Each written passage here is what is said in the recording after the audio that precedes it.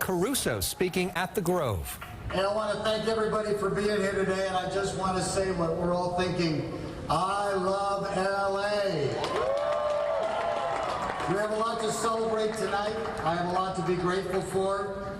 I'm first grateful to my incredible family, my wonderful wife of 37 years, Tina, my son Justin, my daughter Gianna, my son Greg, and my son Alex.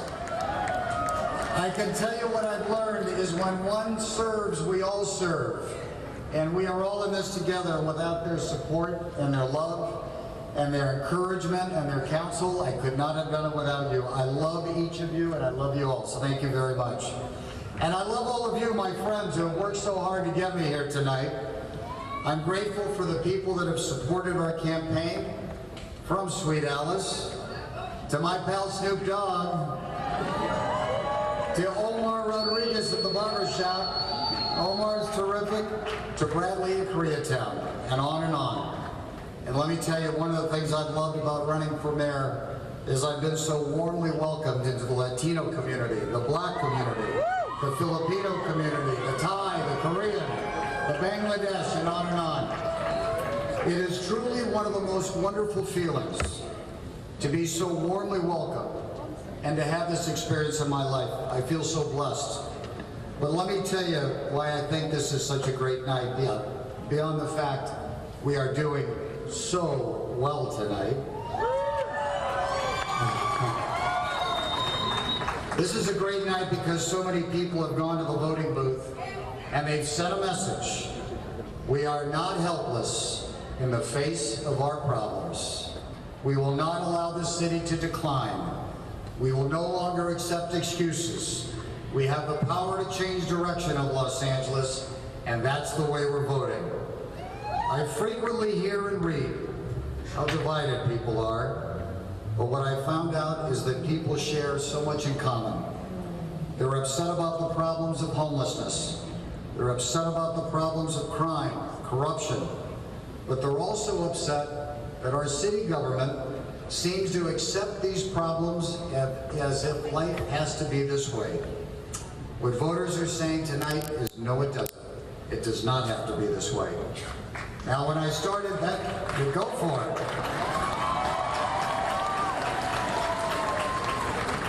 I want to remind people that a couple of months ago, only 6% of the people knew who I was. How are we doing tonight? And it's not because I'm some political genius. It's because we've been proposing practical solutions for very complex problems that people understand. We've been listening to people around the city. This is an important moment in the history of our city. Angelinos feel unheard. They feel left out. They feel worried and hopeless. But as I have traveled around and as I have listened, I am hopeful. I am confident that we can change, and change will happen. Yes, we will, Sweet Alice. I feel hopeful listening to Sweet Alice and Omar and everybody I've talked to, children, parents, business people, entrepreneurs, artists. There's a love for this city that's deep in their hearts. Angelinos are good people, hardworking people, proud and committed to work together to get this city back on track. Loving people who want to be heard, tired of excuses from career politicians, but they're still eager to help.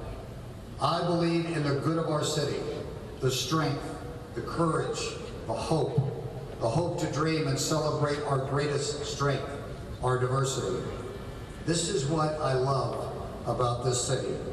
It's our people, it's our diversity.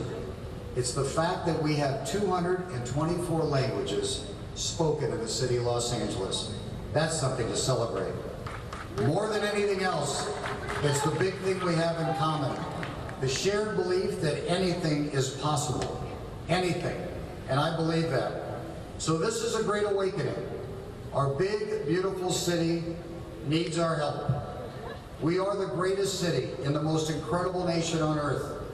But we can't proclaim that our city is the greatest if we don't offer our homeless a better path forward, if we allow people to live in their own waste and die in the streets, if we tolerate corrupt officials, if we allow crime to suffocate our communities and spiral out of control, and if we don't allow second chances for those who deserve it. This city is a family, and at times, we raise our voices like all good families when there's different perspectives.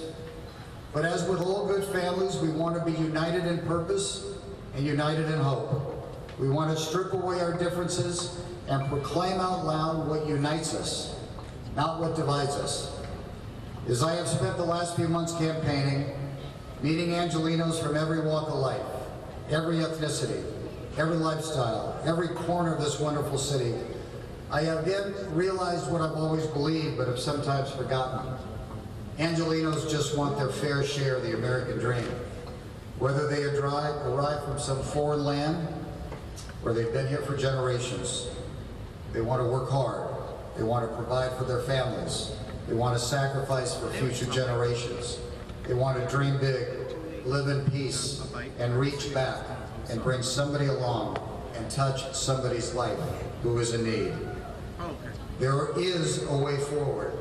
There is a way to share the American dream. There is a way to protect lives and livelihoods while welcoming all. There is a way to celebrate our greatness and goodness and hope that Los Angeles stands for. Do not listen to those who believe that change is not possible.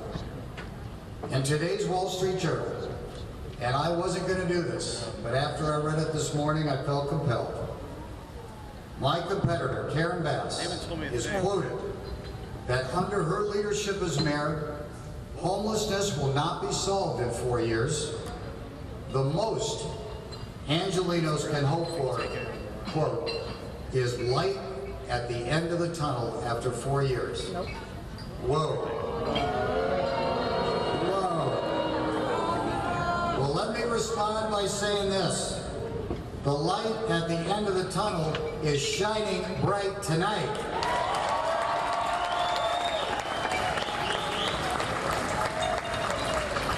Angelenos are fed up with career politicians that can't solve problems. LA needs a mayor that believes in themselves and that knows how to lead, not fail.